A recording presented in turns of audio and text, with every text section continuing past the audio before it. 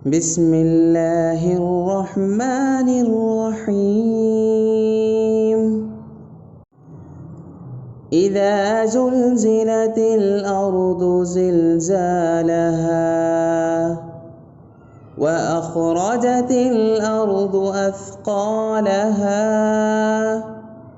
وقال الإنسان ما لها يومئذ تحدث أخبارها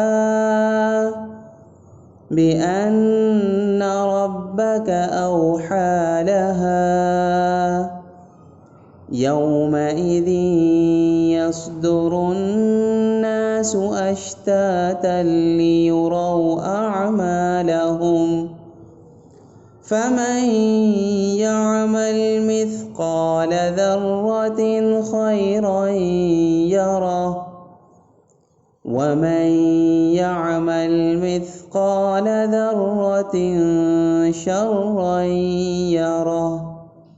صدق الله العظيم.